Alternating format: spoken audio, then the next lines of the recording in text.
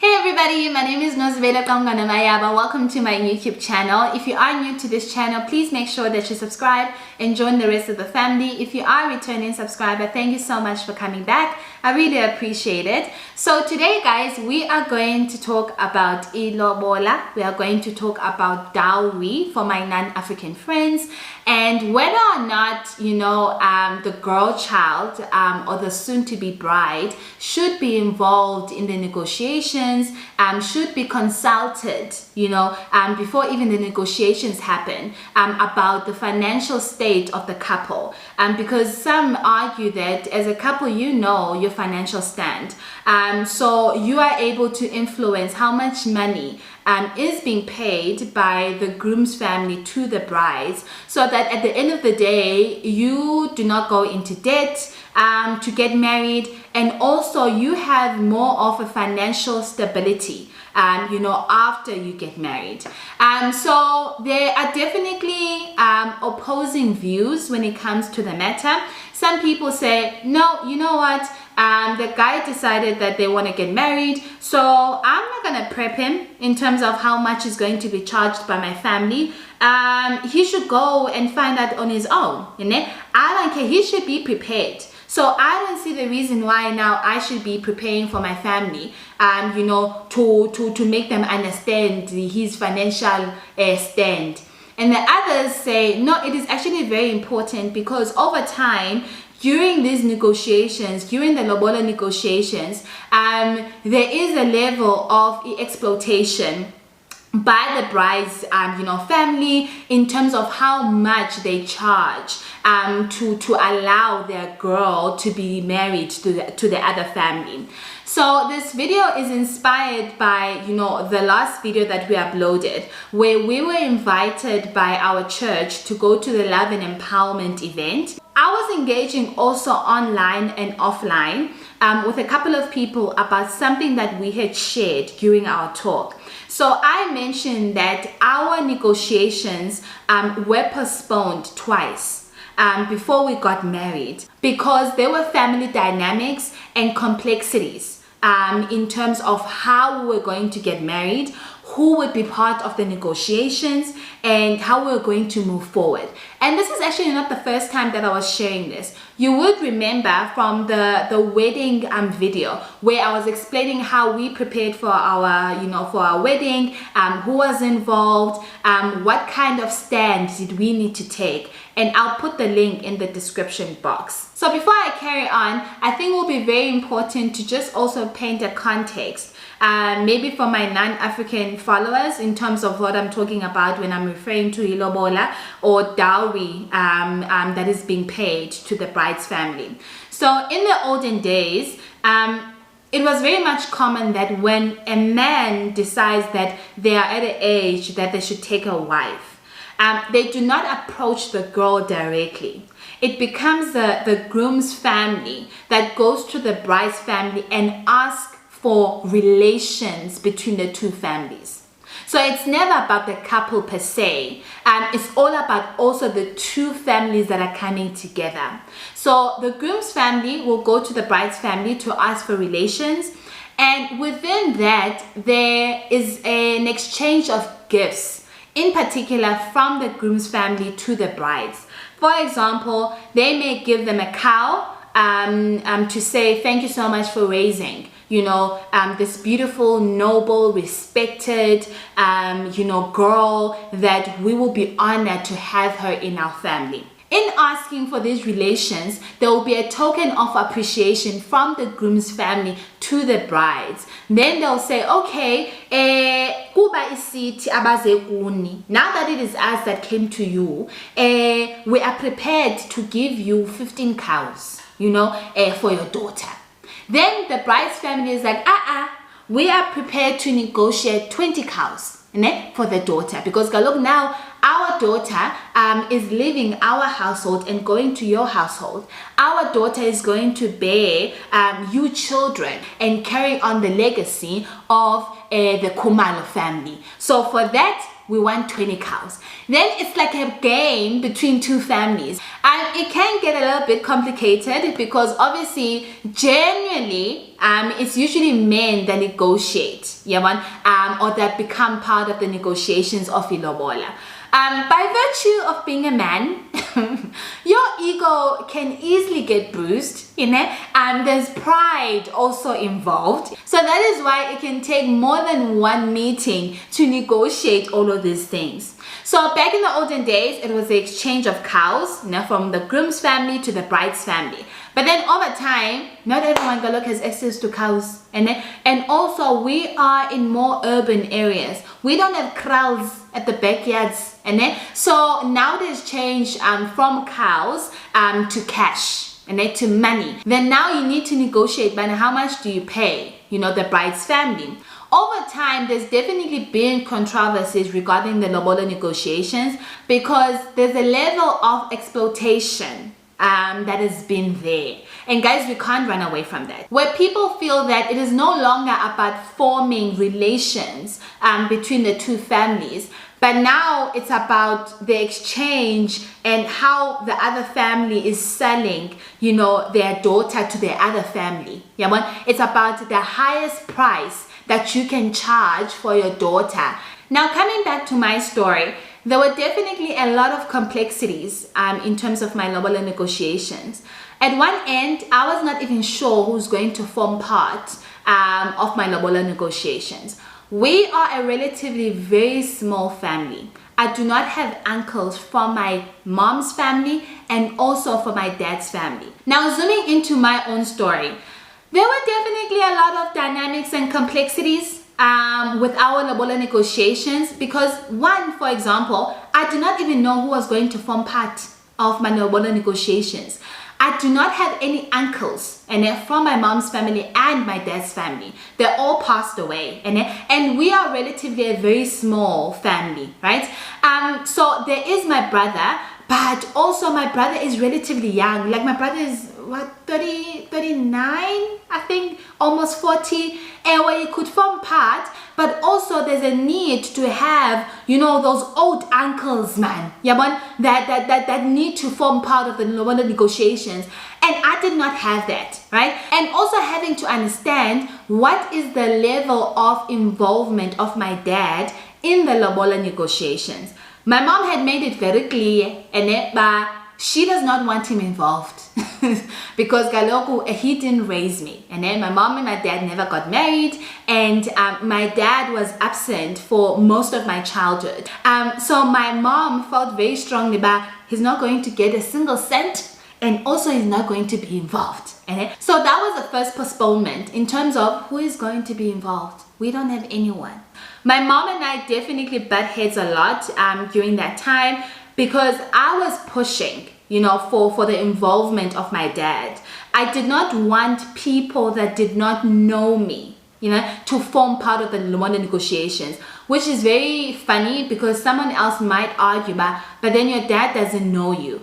But there's a level of, at the end of the day, ligazi lomntu, and this is my blood, and there's a level of dignity and respect that I needed for my father to be there when Sku's family will come and want to form relations with my family.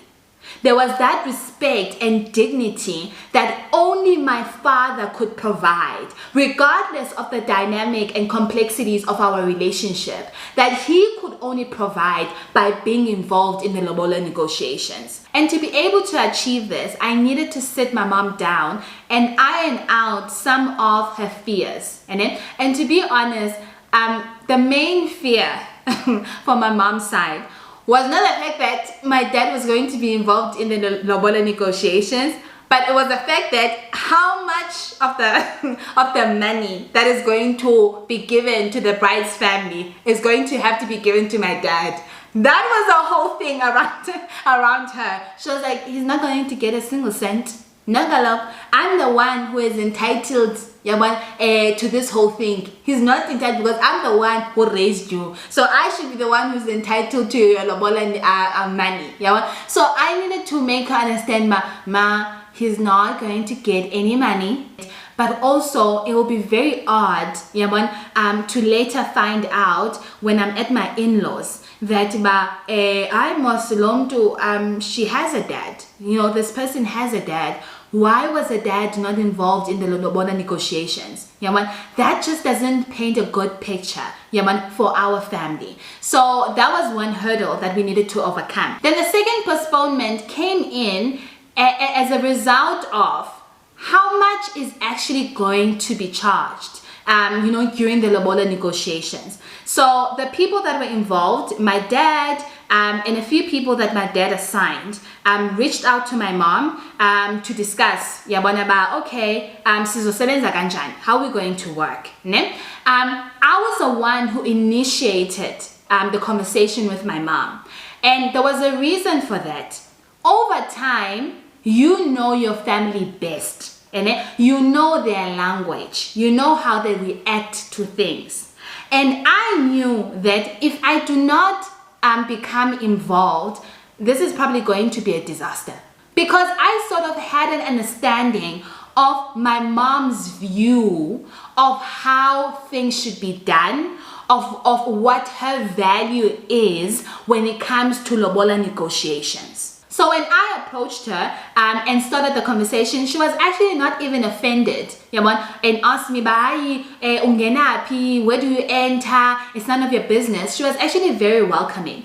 The only thing where she did not appreciate was our disagreement in terms of the money that she was expecting and her reasoning behind the money. So she had X amount of money that she had in mind, which I thought was definitely unreasonable. And her explanation was, I took the time to raise you, I invested in you to be the person that you are today. And also, I need to take into consideration that now that you are marrying, into that family, now that you are going to get out of this household, you are never ever going to work for us again. That's where my problem was. To give you context of where I was coming from, I had a sort of an idea of when I would get married. I thought, okay, let's say 25, 26, which seems a little bit ridiculous for me, because when I look at where I was at 25, 26, I was like nowhere near getting married. So, but then obviously God's things work, in his own time and his own ways. And I needed to accept the journey, of where I'm at now. I will only later get married, at 29. But I'm so thankful for that delay, if you can call it like that, because it gave me ample time to do whatever that I wanted to do with my family. I started working when I was 19. And I did so much, making sure that my family is taken care of, making sure that, I buy my mom a house, so that when the time comes for me to leave, there's nothing that is being left behind that I still need to do. So I definitely understand the reason behind the Lobola to form relations between the two families.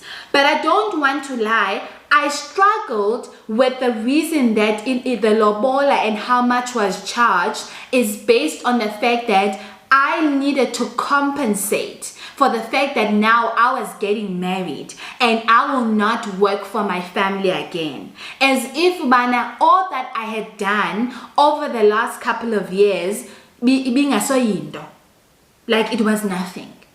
That's what I had a tough time with, but then mama, I couldn't share ungenayo. And even then, when I get married, there are things that I'm still carrying that will not be deserted or will not be left behind just because I got married. So that is why I was like, but le reasoning for charging this amount of money, and it just does not make sense. It actually is not encouraging in terms of how we want the two families to come together. It's not a good basis of forming relations. The other thing that I had a tough time with is hearing different things such as, Lobola your lobola should be not in the same level as so and so. Hey, like I didn't understand that. Hi guys, in Mamanditi, I'm very weird. But when I look at myself, the person that I am, the woman that I am, and the amount of investment that I needed to make on myself is not going to be determined by the amount of lobola that is going to be paid for me. And vice versa. The lobola that is going to be paid for me is not going to determine the woman that I am and also the wife that I'm going to be. There's no correlation between the two. Now, I had still held on to the values of what lobola was intended for and what it represented. And I'm going to be very honest that there was a level of being rebellious because I felt there were inconsistencies in terms of how my situation was handled versus how my brother's situation was handled. Granted, okay, yena uya lobola, he's going to go and pay the lobola to the other family. In this case, lobola is being received, by my family. But I felt there were inconsistencies in how it was seen. So on one end, when it came to my brother, it was all obviously about making sure that he's not overpriced. But then on the other side, when it comes to me, it's about charging for the highest price there is just because it's me. That's when I was like, there's something wrong with how we see things. As I was introducing the topic on social media, I really enjoyed reading up, on your comments and hearing different perspectives on the issue. There were people that were saying, no, that I need to be consulted as the woman because I know the financial stand of, my husband or soon-to-be husband. So at the end of the day, I don't want them to charge, an arm and a leg. And then for my sake, after the wedding, we are in so much debt. And then other people are like, but then Nozi, you need to take into consideration that there are preparations that your own family need to make towards your own wedding. So lobola price or how much is paid is also taking that into consideration. For example, when you are now being sent to the other family, there's a whole ceremony that needs to take place. You need to gift now the other family. There needs to, you need to go there with the full furniture for your house, at your in-laws or your room at your in-laws. There needs to be a full bedroom set and all of those things. Where do you think that is going to come from? And definitely it's a valid point because also as a couple, you don't want to inconvenience your family. That they must now go out of their way. If they don't have money, they must go and lend money so that because when you can't accommodate or your husband cannot accommodate for all these costs. That is why I advocate for you to please engage the couple because sometimes there are family expectations that are beyond the couple. The couple might say, you know what, we only wanted to go to the magistrate court and sign the papers and get married. And then over the next 6 months, we are going to save enough money so that we can do the second ceremony where uyasiwa emzinakho and then uthiwe yonke lonto leyo. But because of family expectations, there's now that expectation that no, yonke into funeka yenzeke apha, and number one, you can't not do a white wedding because you're the only girl in this family. There must be a white wedding. Uba wena, you do not have any intention of having a white wedding. I'm gonna even make an example to myself. I didn't care whether I had a white wedding or not. I honestly did not, because my cheapskate and it could not fathom the fact that I needed to accommodate about 200 people where 50% of the people I did not even know. Like I couldn't do it. But then there was a level where I was like, you know what? Okay, I am probably not going to win this fight. And I fought so hard, in the beginning to make sure that my dad is involved. Also to make sure that I fight for these unrealistic expectations when it comes to the lobola and stuff like that. That at the end of the day, I was like, okay, at least I got away with those key things. Having a white wedding with about 100 people won't kill me. In any case, I can get away with that. We can budget for a white wedding, and we can budget for me to be sent to my in-laws. That's okay. So you really need to assess by couple lena EP. Also in the expense of family expectations. Family guys must manage their expectations. Family must really manage their expectations. So I was asking on social media, in the context of how, in particular, the Xhosa culture prohibits women from becoming involved, in Lobola negotiations. Are you, as a soon-to-be bride, is there a need for you to be consulted in such a process? Now, personally, I think it is definitely important, but it also varies from one family to the next. I am advocating for that because I have an experience with my own family. I know my family the best. There was one comment that I loved. Someone said, I don't necessarily want to be involved or even consulted because I know my family is going to be reasonable. And I highlighted that and I emphasized on that. I said to her, key words, I know my family. I know my family is going to be reasonable. But we know we have all different stories. If you see the need to protect your husband before you even get married, then do that. Please do that. There is nothing that can destroy a marriage before it even starts, such as finances. There was a question that came through to say, okay, let's say my husband cannot afford ilobola at this point in time. I'm the one who earns more. Can I pay ilobola on his behalf? Meaning, can I give him the money to pay ilobola to my family? Yo guys, people must do what they want to do. Just do what works for you. Okay? Just do what works for you, lovely. Girl, do what makes you happy. Do what makes you happy, lovely. If you want to pay for the lobola for yourself, do it. If you want to give him the money to go and pay at your house, yes, lovely. For me personally, I won't do it. Because number one, I don't have the money. My cheapskate will also never allow me to do that. Okay? But also, from my own experience, I find that paying ilobola for a man comes with a certain pride. That he worked hard to pay ilobola for umfazi wakhe. He worked so hard to pay lobola for his wife. So there's a level of their pride being bruised that they could not afford to pay lobola for you, and now you needed to step in to pay lobola for yourself. And later on, it becomes a problem in the marriage. It becomes the very same thing, when you have a disagreement, and then this person says, kakade ugeza nje wazi lobola. And you like this because you're the one that went to lobola themselves at your house. That's honestly, from people that I've interacted with, it becomes now the number one problem, because for men, it is their pride to pay ilobola for their wives. As I'm ending this video, here's my 2 cents to a couple that is thinking of getting married, okay? To the guy, if you ask about namali, okay? About you ask about namali, so you can chat. So you can into your lobola awunayo hlala phansi. Hlala phansi because uzosokolisa wena, uzosokolisa nomkakho. Awunayo chomi, awunayo. Hlala phansi until ube nayo. Okay?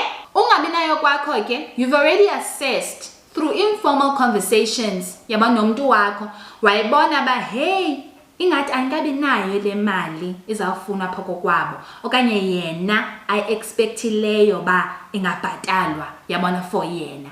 Awunayo. That is why we get into so much debt, and once again it becomes the very same thing we struggle with. Sesiwelile ngaphaya ba awunayo susokolisa.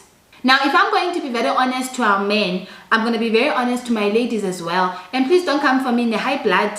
And I'm not that dumb. So please, some of the pressure that men have towards marriage, some of the pressure that men have towards committing and paying ilobola yonke loo nto leyo, it sometimes comes from us.